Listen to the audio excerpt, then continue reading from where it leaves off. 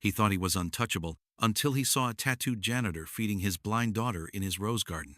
That was the moment everything broke. Billionaire Edward Langston, real estate mogul and self-proclaimed master of control, stood paralyzed behind the ivy-covered columns of his estate balcony, watching the most bizarre scene unfold below.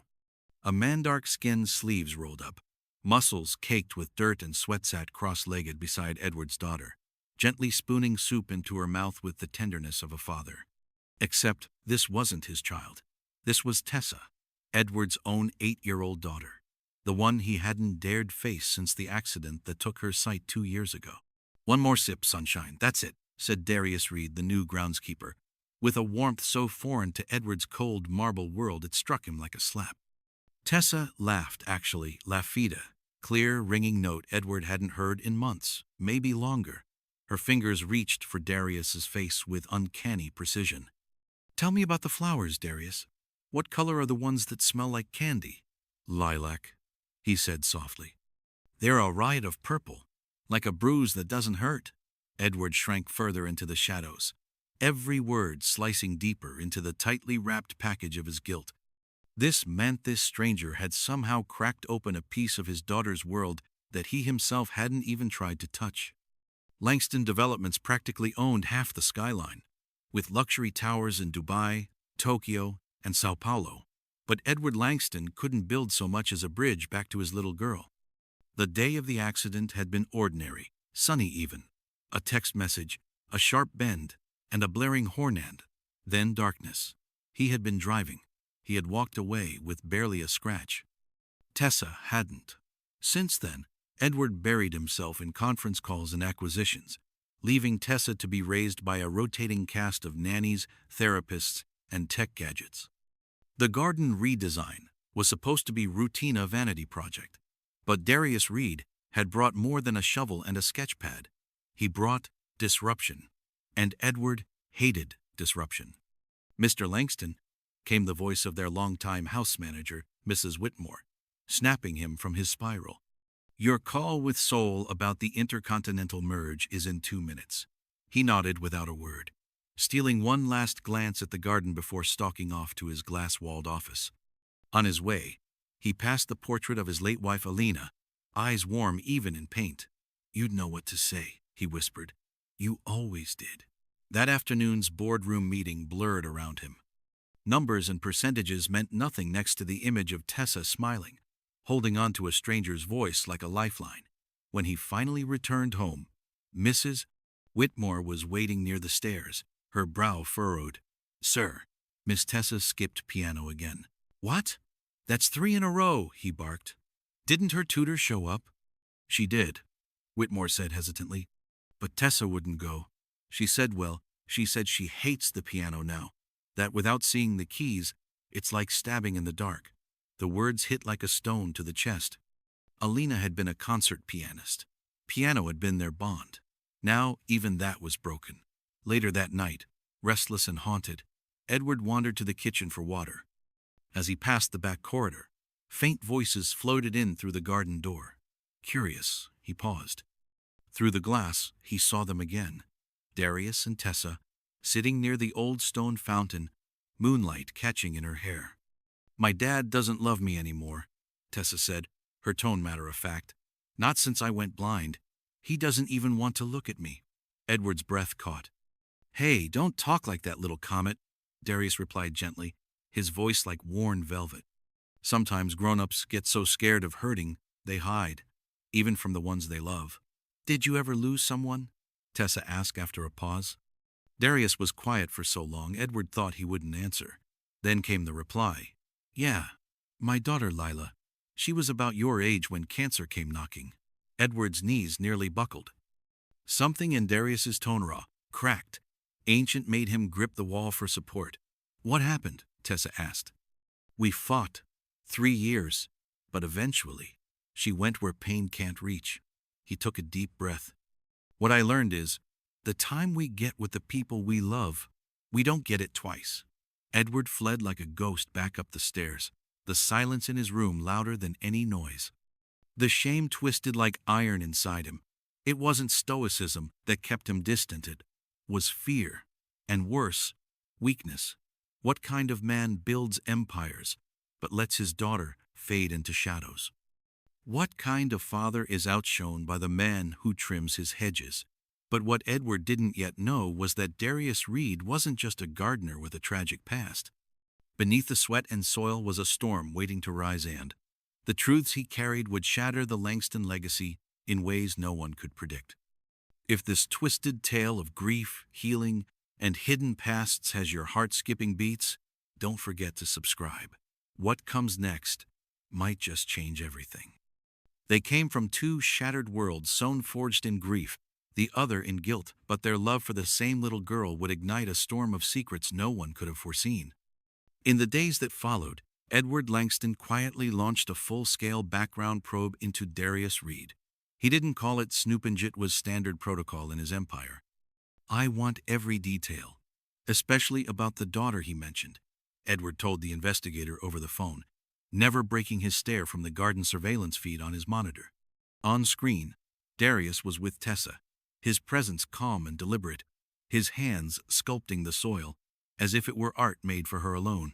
He wasn't just planting flowers, she was building a world Tessa could touch, smell, feel, teaching her how to identify herbs by texture, mapping color through metaphor. "This red's like when your cheeks get hot from laughing in the sun," Darius said, as she brushed her fingers over a blooming rose. Edward felt that line lodge in his gut like a dart. It was too perfect. It was personal. It was and poetic. 3 days later, the file arrived. Thick envelope, confidential stamp. Edward tore it open with trembling hands. Darius Reed, age 42.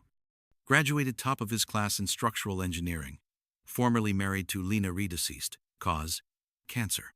One child, Leela Reed, deceased, at age 7. Leukemia. After back-to-back tragedies, Reed had abandoned his promising career. A source close to him had said, the man needed to do something with his hands to stay sane. He started pruning hedges and digging trenches, eventually moved into stonework and design. Edward blinked at the paper in disbelief. Darius wasn't some ordinary handyman, he was a high-level engineer who could have been running city projects. How did someone smile after losing that much? That night, for the first time in years, Edward walked into Tessa's room. She was asleep, one small hand curled around a stuffed elephant. Hesitantly, he brushed a hand across her hair. It was the first physical contact in nearly 2 years. The next morning, he did something that shocked even himself. He canceled 3 high-level meetings and packed a picnic basket. Tessa came down expecting the usual breakfast silence, but froze when she saw her father standing there. "I thought we could hang out in the garden today," he said, trying not to sound awkward. Her mouth dropped open. "Really, Dad? But aren't you too busy?" That innocent question fractured him like glass under pressure. The day was stiff at first. They sat awkwardly near the spot where Darius was tending a hedge. When he appeared, Darius instinctively moved to give them space, but then Tessa perked up. "Darius! My dad's here! Come say hi!" The two men locked eyes. One glance, heavy with subtext. Something old, something jagged. In the weeks that followed, a strange routine settled in. Edward showed up more, Saturday closer. Watched, and tried desperately to understand how a man who'd lost everything could still give so much of himself to his daughter. One mild afternoon, Edward finally approached him. "How do you do it?" he asked, his voice rawer than intended. "After everything, how can you show up for my daughter when I, her father, can barely breathe in her presence without choking on guilt?" Darius wiped his hands and stood. "When Lila was sick," he said, eyes distant, "she made me promise something. Promise you'll still see the colors, Daddy. I didn't get it back then, but I do now." He nodded toward Tessa near the koi pond. "Your girl's still here, Mr. Langston. She's trying to show you her colors, but all you see is what's gone." The words hit Edward like a sucker punch. For 2 years, he'd seen only darkness, not the bright soul in front of him. The next day, something unexpected hit his desk. A plain envelope, no return address. Inside, a medical file, and a note. "You deserve to know the truth about the doctor who diagnosed your daughter." His hands trembled. It was a file on Dr. Thomas Benedict, the neurologist, who had declared Tessa permanently blind. The report detailed malpractice accusations, questionable prescriptions, a paper trail of hasty diagnoses, and multiple quiet transfers between hospitals. Allegations buried under settlements and NDAs. Edward's pulse thudded. What if Tessa's condition wasn't irreversible? What if Dr. Benedict had missed something? Then, one detail in the file made his stomach drop. A name. Another case. Lila Reed. Misdiagnosed with terminal leukemia. The envelope slid from Edward's grip as the realization crashed in. Connections. Echoes. Loops. Lila's false diagnosis. Tessa's blindness. Darius Reed in his garden, bonding with his daughter. Could this really be coincidence? Or had Darius orchestrated all of this? Revenge cloaked in kindness. A grieving father infiltrating his home through sympathy and stone. That night, driving home, Edward was a storm behind the wheel, caught between hope and terror. Was Darius there to help or destroy? Why hadn't he said anything directly? Why send the file anonymously? The questions twisted through him like vines, but answers were coming in fast. And they would drag into the light a conspiracy so dark, so deeply buried, that it would shatter his understanding of justice, loyalty, and the dangerous line between vengeance and redemption. Under the sickly light of the waning moon, Edward pored over the documents in his office. He hadn't slept in 72 hours. Pages of lawsuits, medical scans, interviews.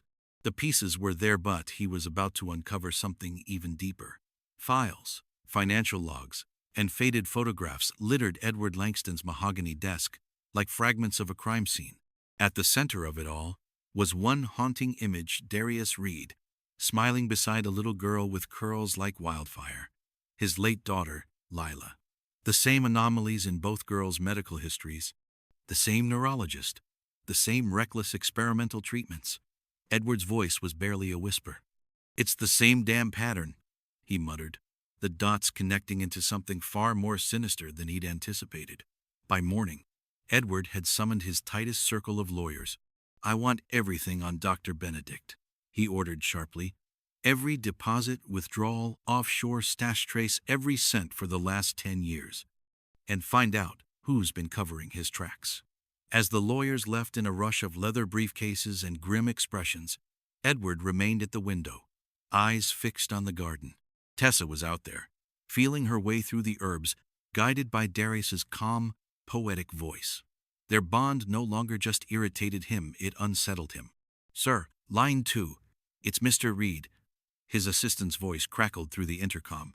"He says it's urgent." Edward picked up, jaw clenched.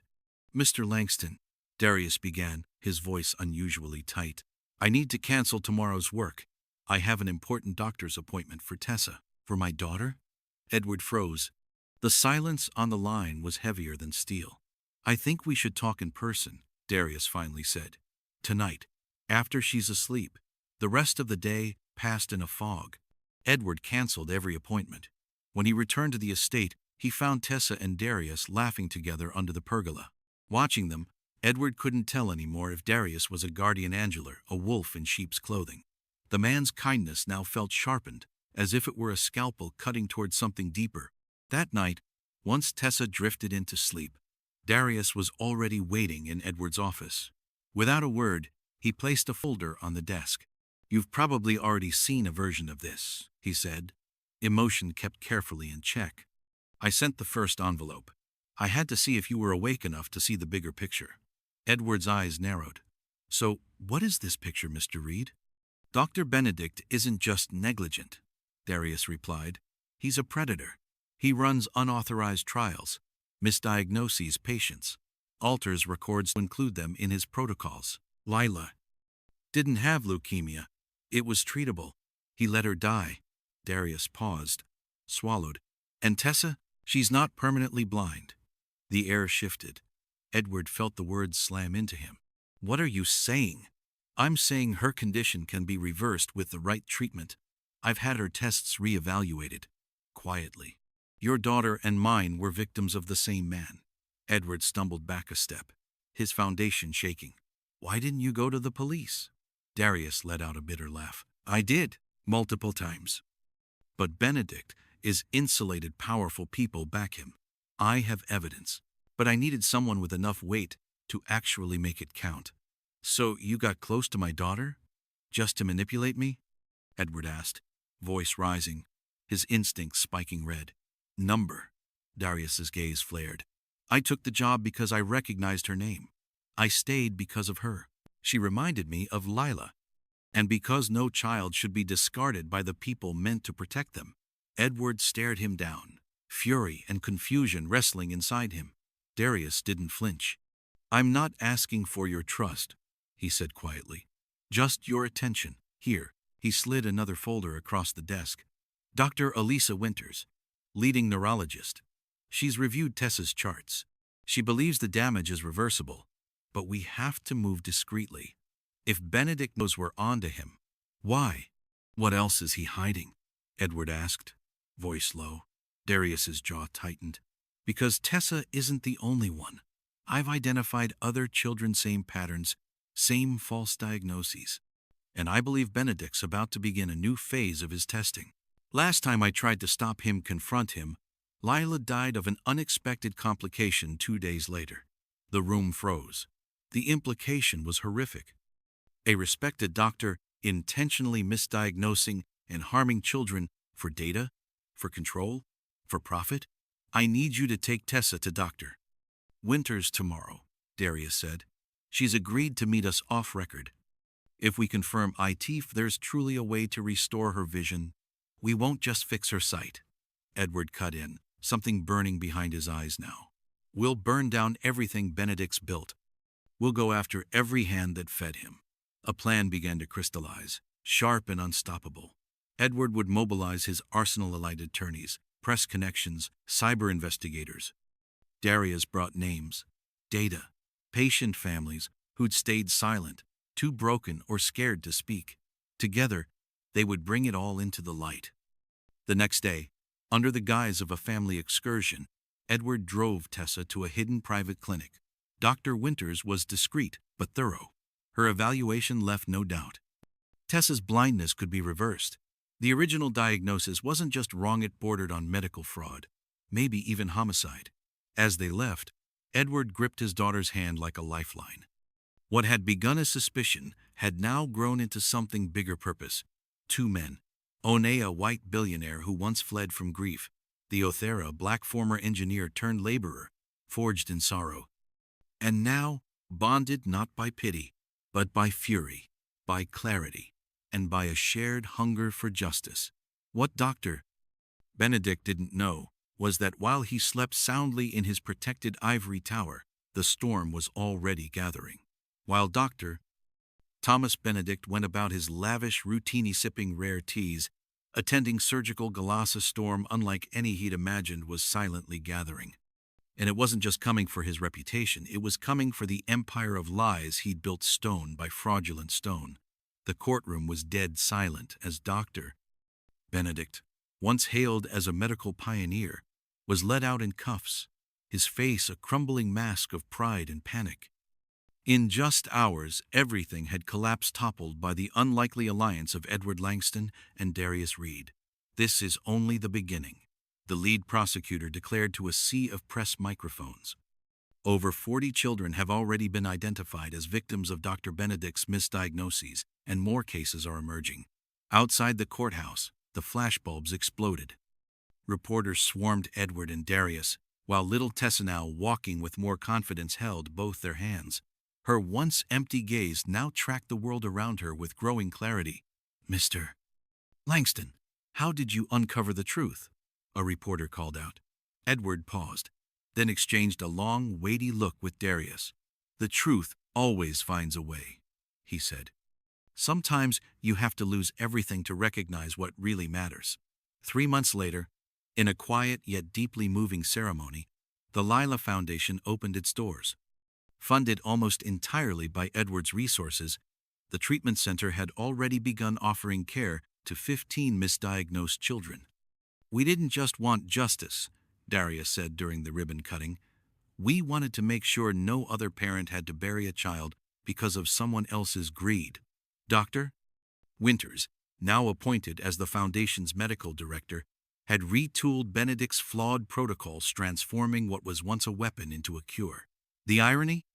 If Benedict had shared his data responsibly, he could have saved countless lives, including his own daughters. Tessa, whose vision steadily improved each week, had become the symbolic heart of the Foundation. Her story inspired thousands of families to seek second opinions, challenge flawed diagnoses, and push back against blind trust in prestige. Meanwhile, Benedict's once vast fortune crumbled into dust. Lawsuits leveled against hospitals he worked at. Former colleagues who protected him were indicted. The very system that had shielded him for years now turned on him like a pack of wolves. As for Edward Langston, he was no longer the same man who once hid behind skyscrapers and spreadsheets. He completely overhauled Langston Developments. Now, nearly a third of its ventures were focused on pediatric care centers and medical research facilities. Tessa taught me that seeing isn't just about vision, he said in a rare television interview. It's about recognizing what truly matters and how blind I was to it. One warm afternoon, while children played freely in the garden of the Lila Foundation, Edward found Darius watching from the stone path, eyes glassy. She'd be 11 today, Darius said softly, meaning Lila. Edward stood beside him in silence before asking, "Do you think we did right by her?" Darius took in the sound of laughter, the scent of blossoms. "Justice is different from revenge," he said. "Revenge would have been burning it all down. Justice is making sure it never happens again." Edward looked out over the Foundation grounds, then whispered, "What haunts me is if it weren't for you, I'd have never known. I would have spent the rest of my life believing Tessa's condition was final, believing I'd already lost her." Darius gave a quiet nod. "And without you," he said, "I'd still be a man yelling into a void. My voice alone wasn't enough." That same week, a girl named Emma Wilson arrived at the center, 7 years old, same misdiagnosis as Tessa. Her parents, buried under medical debt, had nearly given up until a television segment on the Foundation gave them one last thread of hope. "You can always tell when a child begins to see again," said Dr. Winters, watching Emma's first exam. "There's this moment where the world suddenly makes sense, and they light up, like they've been waiting their whole life for it." 1 year after Benedict's arrest, the garden at the Lila Foundation was alive with celebration. Tessa, now nearly fully sighted, stood surrounded by friends and fellow survivors, grinning as she blew out the candles on her birthday cake. Edward stood at the edge of the crowd, overwhelmed, as realization dawned. It wasn't just his daughter's eyes that had been healed, it was his own, the man he used to be. A ghost who chased wealth while losing his soul. Before Darius entered their lives, Edward had been blind in all the ways that mattered most. "There's a blindness worse than losing your sight," he confided later to Darius. "It's the blindness that comes from seeing only money, titles, and legacy and forgetting humanity in the process." On the wall near the fountain stood a small plaque, weathered by sun and wind. It read, "In memory of Lila Reed, who taught us to see beyond what eyes can capture." From tragedy came an unexpected brotherhood. 2 men, once strangers, now forever bonded not by blood, but by a mission. They had redefined the meaning of family, not the kind etched in DNA, but one forged through empathy, purpose, and the courage to fight for the invisible. Because sometimes we must lose everything before we can finally see what was always right in front of us.